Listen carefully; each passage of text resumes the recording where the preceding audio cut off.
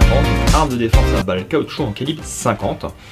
Alors déjà, le système de rechargement, donc le chargeur amovible, ça c'est super pratique, et fourni avec un chargeur supplémentaire, et c'est aussi simple de recharger 6 billes en une fraction de seconde que, eh bien, on prend n'importe quel autre modèle. Pour recharger, surtout dans ces situations de stress, eh bien, faut recharger ici faut mettre les billes une par une.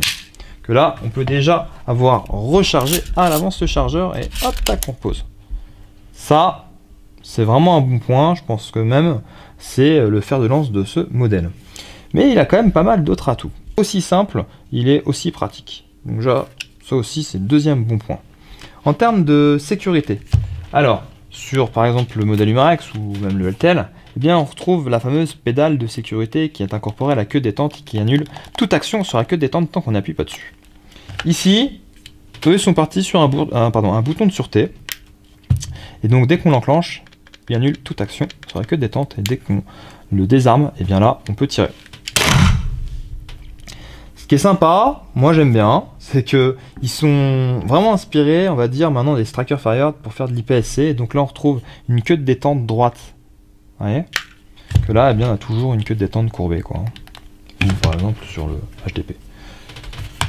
C'est pas mal pour faire un peu de vitesse. Et en parlant de ça, on regarde bien.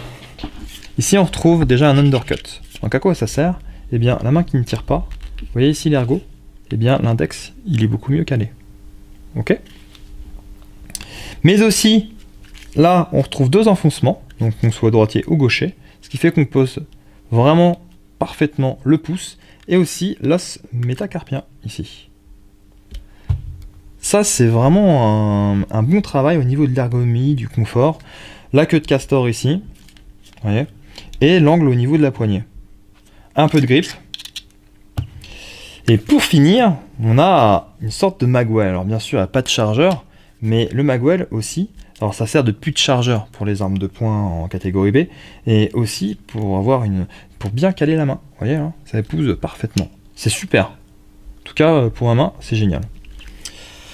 Aussi, hein, on l'a vu tout à l'heure, on n'a pas de puits pour mettre les billes. Ça, c'est bien aussi, comme ça on peut mettre eh bien facilement toutes les lampes torches qu'on veut dessus. En termes d'organes de visée, eh bien, ce qui est sympa sur l'Umarex, c'est la fibre optique. Ici, on n'en a pas, mais par contre, on a un long tunnel sur la hausse. Et ça, c'est bien pour la lecture, pour avoir une lecture rapide. Et on retrouve aussi les fameuses striures qu'on peut retrouver eh bien sur tout ce qui est toutes les armes haut de gamme, armes de combat haut de gamme. Ça sert à quoi? Les striures, eh bien, c'est anti-reflet. J'aime bien le design. C'est très Striker Fired. Là, c'est une sorte de mélange avec un Beretta, on va dire. Que là, non, ça, on est bien dans la lignée Striker Fired. C'est pas mal réaliste. Le design est pas moche. Ça, c'est marrant. Bon, c'est factice, hein, mais ça fait penser au Glock 17C avec les compensateurs là. Mais bon, là, c'est factice. Mais c'est vrai que le design n'est pas moche.